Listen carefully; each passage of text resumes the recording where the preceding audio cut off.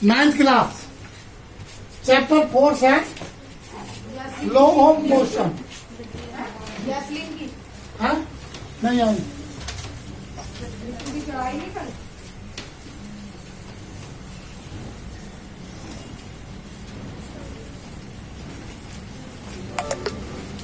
Ninth class force and law of motion chapter 8 science. इसके अंदर हमने आपको बताया force and law of motion. Force का मतलब होता है बल। क्या होता है? बल। और लॉ का मतलब होता है नियम। आप यहाँ पे कानून बन जाना, कभी सोचा लोगों लॉ एडवोकेट है। लॉ मीन्स नियम होता है, मोशन का मतलब गति। तो इसने कहा बल और गति के नियम। जब हम किसी वस्तु पर बल अप्लाइड करते हैं, फोर्स अप्लाइड करते हैं, तो वो अपनी पोजीशन में क्या कर देती है? चेंज कर लेती है। जब कोई वस्तु स्टेट है, थोड़ा इधर हो जाओ, थोड़ी तरह उसका चक्कर लग रहा है। अच्छा इधर को हो जाओ, ऐसे नहीं, मेरे को लड़कों को भी सही इधर को। तो आप कह रहा है कि जब हम ये देखिए a straight line term of position velocity and acceleration.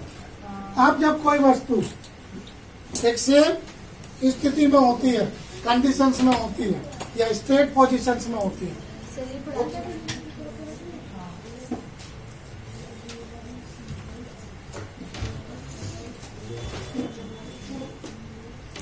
ये बढ़ा दिया था। हाँ जी कहाँ तक? अच्छा कहाँ तक? Law first law of motion. First law of motion कराते हैं। अब फर्स्ट लो ऑफ मोशन देखिए दो, साथ साथ क्लियर कीजिए। फर्स्ट लो ऑफ मोशन का मतलब है गति का पहला नियम। गति का पहला नियम होता है जब किसी वस्तु पर फोर्स अप्लाई किया जाता है तो उसकी गति में चेंज हो जाता है। राइट? ये बॉक्स है, ये कांस्टेंट है, इनर्टिया लग रहा है इस पे। इनर्टिया का मतलब जड़त्व। ये चिपका हुआ है, हिलजुल तो नहीं रहा, लेकिन अगर मैं बल इस पे लगाऊं तो ये इधर गया, चला गया। तो इसमें वेलोसिटी, एक गति की डिस्टेंस कवर किया और एक समय लिया। तो ये गति का पहला नियम है। जब किसी वस्तु पर बल लगाते हैं तो वह अपनी स्टेट पोजीशंस को छोड़ के मोशन में आ जाती है। ये गति का पहला नियम। अब अगर अब ये मोशन इसमें बल कितना लगा, सोचने वाली बात। जितना इसका इनर्टिया है, जड़त्व है, उससे ज्यादा बल लगा। अगर सेम लगाएंगे तो ये हिलेगा नहीं, उससे कम लगाएंगे तब भी नहीं हिलेगा। तो हमें इससे ज्यादा बल लगाना होगा। इधर को क्लियर? अब इस मोशन में भी एक नियम है। अब इसने ये कहा द मार्बल, एक कंचा है, कंचे को यदि मैं इस तरीके से घेरूं, इससे ऊपर फिगर पे ज्यादा अच्छा है। अगर ये मार्बल्स को ऊपर से नीचे की ओर घेरूं तो बिना फोर्स के ये इसकी वेलोसिटी बढ़ जाती है। नहीं क्यों? क्योंकि यहाँ पर इनर्टिया नहीं है, एक्सीलरेशन नहीं है, फ्रैक्शन नहीं है। ये स्मूथ है, ये स्मूथ है और कंचा भी स्मूथ है। तो ये बिना फोर्स के नीचे आ जाएगा। इसमें सिर्फ ग्रेविटी फोर्स लग रहा है। अब कंचे को मैं नीचे से ऊपर चढ़ा रहा हूँ तो फोर्स अप्लाई कर रहा हूँ। अब ये कंचे को कौन खींच रही है? ग्रेविटी खींच रही है। तो मुझे ग्रेविटी इसकी इनर्टिया, तो मुझे ग्रेविटी से ज्यादा फोर्स लगाना होगा। जैसे ही मैं इसे फोर्स अप्लाइड करूंगा तो धीरे धीरे इसकी वेलोसिटी कम होती चली जाएगी। ये ऊपर चढ़ेगा, स्लो होता चला जाएगा और फिर वापस नीचे। इसमें जैसे जैसे ये नीचे जाएगा इसकी स्पीड बढ़ती जाएगी। ये जैसे जैसे ऊपर जाएगा इसकी स्पीड कम होती चली जाएगी। आप इसी चीज के कई एग्जाम्पल्स, ये gravity is also the roll down and a turn. Gravity से नीचे खींचती है और इसे भी नीचे खींच रही है। इसके साथ ग्रेविटी जुड़ रही है और इसमें से फोर्स में से ग्रेविटी माइनस होगी। इधर क्लियर। अब ये फिगर, इस फिगर को आप बुक के अकॉर्डिंग टू नहीं, मेरे अकॉर्डिंग टू समझ। आप क्रिकेट देखते हो, क्रिकेट में बॉल आती है, नहीं आती, एक बल्ला सा डंडा सा लेके आगे खड़ा रहता है, आजा बॉल आजा, ऐसे ही तो करते हैं।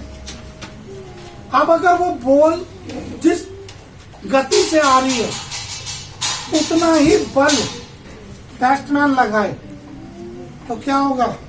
बॉल जाएगी या वहीं गिर जाएगी? वहीं गिर जाएगी, क्योंकि सेम बल है। तो सिर्फ उसकी गति को रोका, राइट, चेंज नहीं करा उसने। लेकिन यदि आपने देखा उसने उससे ज्यादा बल लगाया तो बॉल यहां से इधर चली जाएगी, चली जाएगी। अब अगर बॉल आ रही है और बॉल से डबल उसने फोर्स बल्ले पे मार दिया तो हो सकता है बॉल ऊपर को चली जाए, फिर नीचे गिर जाए, आगे चली जाए। अगर उसने ट्रिपल मार दिया तो 200% फोर लगेगा, राइट। और अगर उसने 4 टाइम 5 टाइम या 6 टाइम बल लगा के बल्ला घुमा दिया तो बॉल वो ऊपर उठेगी और लंबी भी जाएगी और उसकी स्पीड जब तक डाउन होगी तब तक वो बाउंड्री पे पहुंच चुकी होगी, वो छक्का लगेगा। आपने देखा जब छक्का बैट्समैन मारता है तो उसके बाद वो रोक देता है, रिलैक्स लेता है, क्योंकि उसने अपनी पूरी एनर्जी को उस बॉल के साथ लगा दिया। क्लियर? इधर क्लियर? अब ये फर्स्ट लॉ है। अब न्यूटन ने भी इसके बारे में स्टडी की। Galileo, force and motion are presented 3 dimension. उन्होंने कहा लॉ के 3 नियम बनाएंगे। क्या बनाएंगे?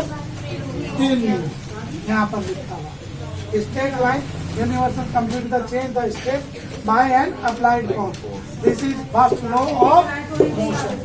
जब हम किसी वस्तु पर बल लगाते हैं तो उसकी गति को चेंज कर देते हैं। ये गति का पहला नियम है ग्रीन कलर्ड में। दूसरा, न्यूटन फर्दर स्टडी कर लिया। उसने कहा कि 3 law of known as Newton law of motion. गति के जो 3 नियम है, लॉ है, उन न्यूटन के नियम भी कहते हैं, कहलाए जाते। इधर क्लियर? अब उसने कहा all object resist A change in their state of motion. जब कोई भी वस्तु अपनी गति में आती है तो उससे पहले वो एक रेजिस्ट पोजीशन में होती है, स्थिर होती है, तो उस टाइम उस पर एक इनर्टी आता है। जब भी आप बाइक चलाते हो, साइकिल चलाते हो, तो आपने देखा पहला पैडल ज्यादा तेज लगता है। क्यों? क्योंकि साइकिल खड़ी है इनर्टिया फोर्स के साथ, राइट, जिसपे 0 फोर्स है, लेकिन उस पर ग्रेविटी फोर्स लग रहा है जो उसे जकड़े खड़ा है। तो हम ग्रेविटी से ज्यादा फोर्स लग रहा है तो बस, या जो भी है साइकिल वो मोशन में, फिर हम अपना फोर्स लगाते रहते हैं। जैसे ही हम अपने फोर्स में कमी करते हैं साइकिल स्लो हो जाती है, राइट। और अगर हम उस पर बल लगाना बंद करें तो साइकिल फिर रेजिस्ट कंडीशन में आ जाएगी।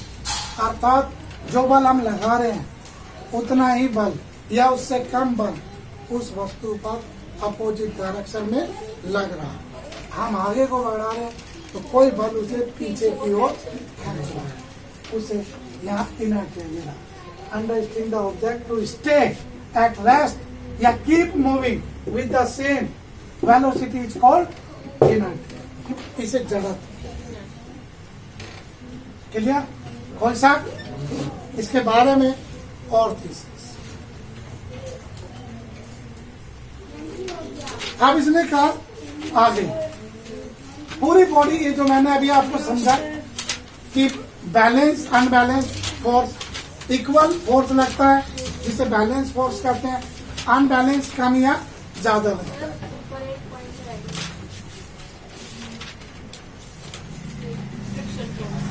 ये फ्रिक्शन। फ्रिक्शन क्या होता है? डायरेक्शन।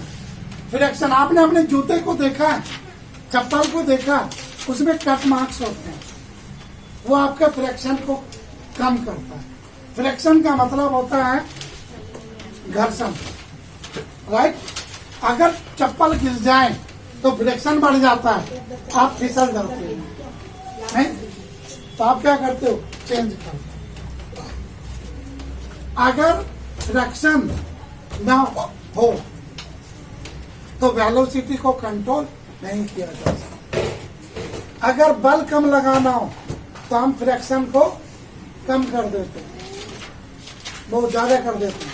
और अगर हमें बल ज्यादा लगाना हो तो फ्रिक्शन कम कर देते हैं। तो अगर हमें आगे चलने के लिए स्लिप कम होना है तो ये फ्रिक्शन हमेशा अपोजिट डायरेक्शन में करता है। हम आगे चलते हैं तो चप्पल रोड को पीछे की ओर खसेड़ देता है, अभी तो आगे बढ़ते हैं, रोड को पीछे, तभी तो आगे। अगर रोड भी आगे चले और आप भी चलो तो क्या चल पाओगे? स्केटिंग देखिए, वो मशीन टीएमटी मशीन होती है जिसपे दौड़ते हैं, वो चलती रहती है। अगर आप उसकी गति से कम दौड़ते हैं तो वो मशीन आपको फेंक देती है, क्योंकि फ्रिक्शन इधर के लिए।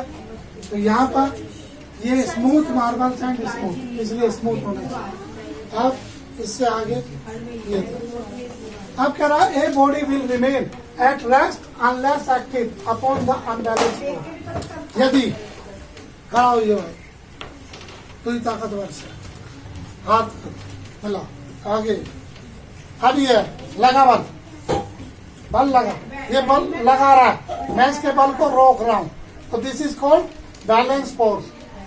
क्योंकि ना मेरा पीछे जा रहा और ना ये पीछे जा रहा, ना मैं पीछे ना ये पीछे, this is called balance force. आ जाओ। अब इसने बल लगाया, मैंने छोड़ दिया, मैंने बल लगाया तो मैं पीछे आ गया ना। अब मैंने ज्यादा लगाया तो ये पीछे चला गया, this is called unbalance force. इस तरीके से हम बैलेंस और अनबैलेंस फोर्स को प्रैक्टिकल में ले सकते हैं। अब आप समझे, जब हमें गाड़ी को आगे ले जाना है तो हमें अनबैलेंस फोर्स लगाना है। जितना फोर्स उस टाइम उस गाड़ी पे लग रहा है उससे ज्यादा बल हमें लगाना होगा, तभी वो आगे जाएगी। कई बार आपने देखा होगा गाड़ी न्यूट्रल हो जाती है और हल्के से ढलान पे होती है तो गाड़ी आगे नहीं जाके पीछे जा रही होती है। क्यों? क्योंकि उसका इनर्टिया बल लग रहा है, ग्रेविटी फोर्स लग रहा है और उसमें एक फ्रिक्शन कम है, जिस कारण वो अपने आप मोशन में पीछे की हो जाए। समझ में आए? तो ये भी एक अनबैलेंस फोर्स, अर्थात ग्रेविटी फोर्स उस ऑब्जेक्ट फोर्स से ज्यादा है, इसलिए वो लुढ़क रही है। अब अगर वो उसके टायर हटा दो और फिर गाड़ी को टेढ़ा ऐसा खड़ा कर दो, न्यूट्रल कर दो, क्या गाड़ी पीछे जाएगी? नहीं जाएगी। क्यों? क्योंकि उसका जो बल है वो ग्रेविटी फोर्स से ज्यादा या इक्वल हो गया, और इक्वल भी होने पे भी उसमें कोई चेंजेस नहीं आएगा। के लिए वैसा ये कैरम बोर्ड का है, आपने देखा होगा, ये स्टापू जो इसका कैप्टन होता है, ये इसको मार रहा है या इसको मार रहा है, तो अगर इसमें बल इससे ज्यादा होगा तो ये इसे बाहर फेंक देगा। अगर इसका बल इक्वल होगा तो ये यहीं की यहीं रहेगी, जाके टच ही तो हो जाएगा, या कम हुआ तो बीच में रह जाएगा। तो हमें इस पर ज्यादा फोर्स अप्लाई करना पड़ता है ताकि ये बाहर निकल जाए। लेकिन अगर लिमिट से ज्यादा हमने फोर्स किया तो वो यहाँ नहीं, वो यहाँ पार चली जाएगी। तो हमें बल भी देखकर लगाना होता है। Clear? Only the carrom coins at the bottom of a pile is removed when a fast removing carrom coins या स्ट्रीकर हिट इट। आपने देखा, अगर ये यहाँ हिट करता है, एक कोई करेगा तो एक कोई निकालेगा। अगर ये अनबैलेंस लगा, तेज बल लगा तो ये सारे बिखर जाते हैं।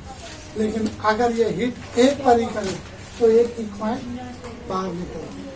ठीक है, ये प्रैक्टिकल आप अपने घर पे कर सकते हैं। आप देखो, जैसे ये एक गेम भी बनाया, काफी लोग इसे गेम भी करते। ये गेम है, ये क्या करते हैं, गिलास पे कार्डबोर्ड रखते हैं, गत्ता रखते हैं, उस गत्ते पे एक कॉइन रखते हैं और इसमें 2 उंगली से बल मारते। अगर ये आपने सही बल का प्रयोग किया माइंड को, तो ये कॉइन इसके अंदर गिर जाएगी। नहीं तो बल ज्यादा लग गया तो गत्ते के साथ कॉइन भी बाहर गिर जाएगी। इधर के लिए तो ये ऐसे ही जब हम गाड़ी चलाते हैं तो उसे सही बैलेंस और सही फोर्स, सही एनर्जी, सही स्पीड के साथ चलाई जाती है, ताकि हमारी वो बैलेंस चलती रहे। जब चाहे रुक जाए, जब चाहे चला दो। लेकिन अगर बहुत से बच्चे आजकल यंगेस्ट बॉयज हैं तो वे क्या करते हैं, वो हाई स्पीड पे चलाते हैं। यदि सामने एक्सीडेंट हो रहा हो, वो रोकना चाहते हैं तो गाड़ी आउट ऑफ कंट्रोल होती है, जहाँ अनबैलेंस है, और गाड़ी जाके हिट कर देंगे। अगर इसमें भी आप हाई स्पीड मारेंगे तो ये कॉइन भी और ये कार्डबोर्ड भी बाहर जाके गिर जाएगा। अगर सही बैलेंस लगाएंगे तो कॉइन गिलास के अंदर आ जाएगा। This is the balance. ये फर्स्ट लॉ के चलते हैं सर, फर्स्ट लॉ मोशन। ठीक है, inertia is the natural tendency, ये प्राकृतिक इनर्टिया। मैं भी अगर यहाँ खड़ा हूँ तो मेरे पैरों पे, मेरे शरीर पे इनर्टिया बल वर्क करने लगा। इनर्टिया, अगर मैं चल रहा हूँ तो मैं इनर्टिया से ज्यादा बल लगा, तभी मैं इधर से उधर मूव कर। Resist change in state of motion होता है। अगर ज्यादा बल लगेगा तो मोशन में होगा, ज्यादा बल नहीं लगेगा। आपने देखा होगा बीमार व्यक्ति होते हैं, बीमार व्यक्तियों में ज्यादा फोर्सेस नहीं होता, तो वे क्या करते हैं, खड़े होते हैं, फिर बहुत देर तक खड़े होते हैं। इनर्टिया ज्यादा बल लगेगा, फिर उनसे कहते हैं आगे चल, तो वो आगे कुछ होते हैं। तो ऐसे मोशन में नहीं आ पाते। क्यों नहीं आ पाते? क्योंकि उनकी बॉडी में वो फोर्स नहीं है जो इनर्टिया को क्रॉस कर सके, अनबैलेंस कर सके। और अगर वो ज्यादा ही वीक होता है तो जैसे ही वो हल्का सा बल लगाता, इनर्टिया उसे अपनी ओर खींचता है, अब वो जाके जमीन पे गिर जाता है। इस तरीके से बीमार आदमी, इसीलिए उसे एक सपोर्ट की जरूरत होती है, ताकि उसे ज्यादा एक एक्सटर्नल, एक बाहरी बल की जरूरत होती है जो उसे खड़ा रखने की कोशिश करता है। जैसे ये बच्चा है, मान लो ये वीक है, तो हम इस पे एक्सटर्नल फोर्स रखते हैं और इसे ऊपर खड़ा रखते हैं और कहते चलो हम देखते हैं तू कैसे गिरेगा। तो ये इनर्टिया बल को हम एक एक्सटर्नल फोर्स देते हैं। इधर के लिए कोई सा यहाँ तक इनर्टिया एंड मास। इनर्टिया जो है वो हर वस्तु एंड ऑब्जेक्ट के मास पर डिपेंड करता है। जैसे जैसे ऑब्जेक्ट का मास ज्यादा होगा, इनर्टिया भी ज्यादा होता है। अगर मास कम होगा तो इनर्टिया बल भी कम होगा। इसीलिए आपने देखा होगा कि जो ऊंचे ऊंचे जब मकान बनते हैं तो धीरे धीरे हम उसका मास भी फ्लोर वाइज कम करते चले जाते हैं। सबसे ज्यादा जो हैवी वेट, हैवी भार होता है वो सबसे नीचे के ग्राउंड फ्लोर पे होता है। जैसे सेकंड फ्लोर होता है तो आयरन भी, सीमेंट भी, ईंटें भी कम हो जाती है। फिर थर्ड फ्लोर होगा तो सेकंड से कम हो जाता है। फोर्थ होगा तो और लाइट, जैसे जैसे हाइट बढ़ती चली जाएगी। तो दोस्त, हमें इनर्टिया कम करना, नहीं तो वो बिल्डिंग धस भी सकती है। तो इसीलिए हम क्या करेंगे, इनर्टिया के साथ साथ उसका मास भी कम करेंगे। यहाँ पर लिखा an object to change its state of motion, it is at the rest of tendency and remain at rest if the moving it tends to keep previous this property of an object is called its inertia. तो जो वस्तु को constant रखती है वो उसकी inertia force. Inertia भी एक फोर्स है जो ग्रेविटी फोर्स कहलाता है। और सर ये फर्स्ट लॉ खत्म हो गया।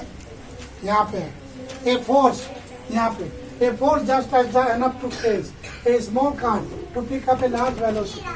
आपने देखा होगा जब हम एक रिक्शा को या गाड़ी को खींचते हैं तो हम उससे एक बल लगाते हैं। आपने देखा होगा काफी लोगों को जो एक गाड़ी को आदमी खींच रहा होता है, कई बार वो आदमी आगे को खींचता है और गाड़ी पीछे को जाती है। इसका मतलब उस गाड़ी का वजन उस आदमी के फोर्स से ज्यादा हो गया, जिस कारण गाड़ी ही आदमी को पीछे की ओर खींच रही है। तो फिर पीछे से एक आदमी आता और उसे आगे को पुश करता है। अगर डबल फोर्स लगा तो इनर्टिया कम हुआ, तब वो गाड़ी आगे की ओर चलती है। इसे ही हम नेगेटिव मोशन ऑफ ट्रेन। आपने देखा होगा जब ट्रेन चलती है तो ट्रेन बहुत भारी होती है, बहुत वजन होता है, लेकिन उसे खींचता एक इंजन है। लेकिन जैसे इंजन स्टार्ट होता है तो ट्रेन पीछे की ओर जाती है। क्यों? क्योंकि बाकी के जो डब्बे हैं वे जैसे ही अपनी स्टेट पोजीशन में, रेस्ट पोजीशन से मोशन में आते हैं तो वे इंजन को पीछे की ओर खींचते हैं, क्योंकि उन सब में बल ज्यादा होता है और एक इंजन में बल कम होता है।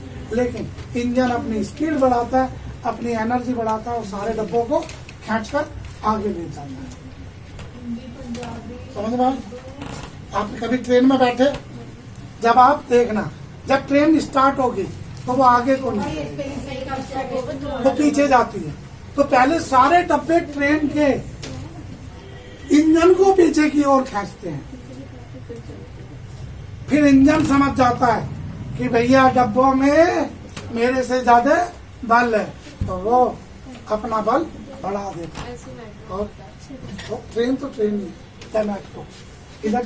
इनर्टिया एक प्राकृतिक टेंडेंसी है, इसे हम नहीं बदल सकते दोस्त। ये सबके साथ है, ये रेस्ट पोजीशन में होती है, ये हमेशा गति को रोकने की कोशिश करती है। That is called finished your first law of motion. Next part में हम सेकंड लॉ ऑफ मोशन का डिस्कशन करेंगे। तब तक के लिए नमस्कार, सत श्री अकाल, जय भीम, जय भारत। तो आपको हमारी टीचिंग अच्छी लगती है, हमारे चैनल को सब्सक्राइब कीजिए, शेयर कीजिए, ज्यादा से ज्यादा बच्चे इसका फायदा उठा सकें और हम बच्चों को और आपके अकॉर्डिंग टू अच्छी वीडियोस बना सकें।